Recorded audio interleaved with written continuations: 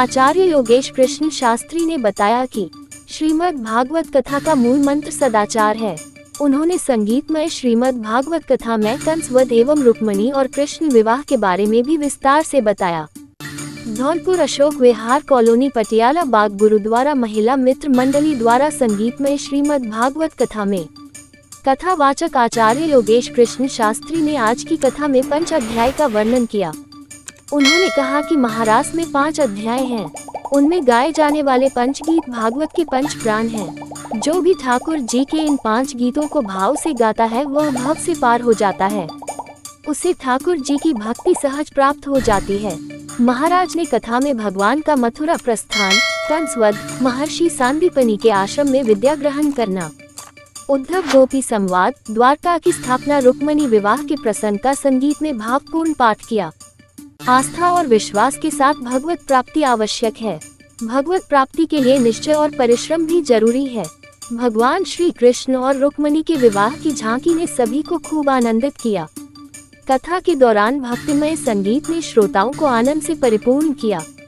उन्होंने कहा कि जो भक्त प्रेमी कृष्ण रुक्मिणी के विवाह उत्सव में शामिल होते हैं उनके वैवाहिक समस्या हमेशा के लिए समाप्त हो जाती है।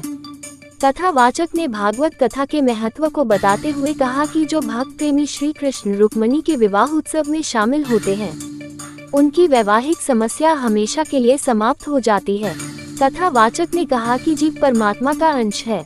कथा के दौरान महाराज ने बताया कि हम सनातनी हैं और हमें सनातन धर्म की रक्षा करनी चाहिए। जो धर्म के साथ रहता है तो धर्म उसकी रक्षा करता है।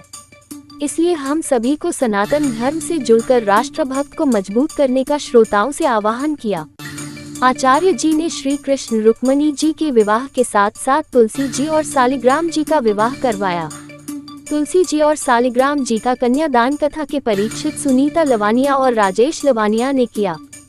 व्यास जी ने बताया कि धर्म करे तो धन बढ़े और दान करे तो बला टले, इसलिए यथाशक्ति सही जगह दान करना चाहिए। भागवत में किसी गरीब लड़की की शादी में की गई सहायता कभी बेकार नहीं जाती है।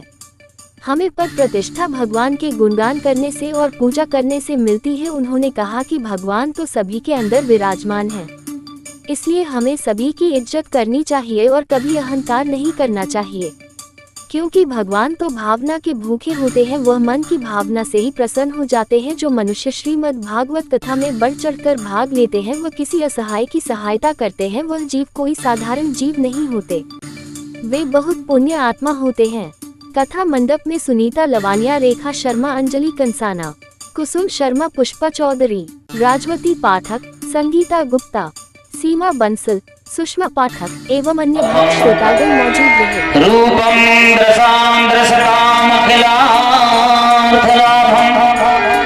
त्वच्युता विशद चित्रम पत्रकम में। हे प्रभु, मैंने तुम्हारे गुणारे रूप को सुन लिया है, तुम्हारे सौंदर्य का वर्णन मैंने सुन लिया है, इसलिए प्रभु मैं तुम्हारे गुणों पर ही रीझ गई हूँ। मुझे आप ही प्रियतम रूप में मिले।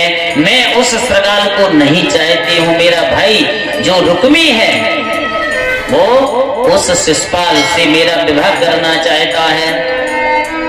प्रभु मेरे अलावा और आपके अलावा इसका किसी को पता नहीं लगे। मैया ने सब कुछ लिख दिया। प्रभु एक शर्त और है। क्या शर्त है? कि आप पूरी सेना के साथ आना। क्यों? कि मेरे भाई बंधु सब यहाँ पर लगे हुए हैं। और एक निवेदन और है कि मेरे भाई भले ही आपसे लड़ाई करें लेकिन मेरे भाई को मारना नहीं है। यहाँ गौरी पूजन की प्रथा है। मैं गौरी पूजन करने के लिए मंदिर में बाहर जाऊंगी, वहीं तुम मिल जाना। अब तो भगवान ने तुरंत कहा ये ठीक है, और भगवान ने पत्र में लिख दिया।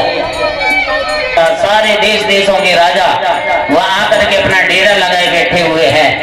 मैया रुक्मिणी अपनी सहेलियों के साथ में जा रही हैं।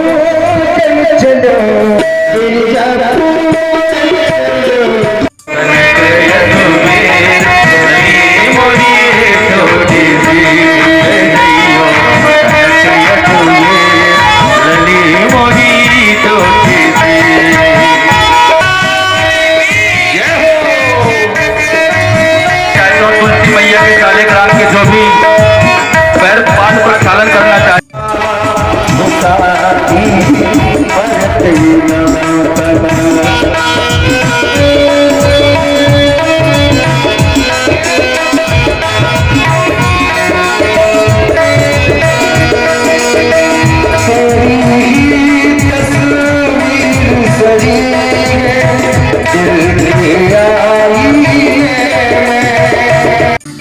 आप देख रहे हैं आपका अपना भरोसे वाला news channel Hindi news live.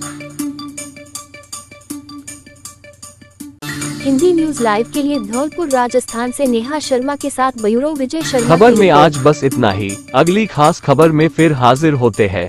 Channel को लाइक करें और सब्सक्राइब करें। धन्यवाद और तब तक के लिए नमस्कार।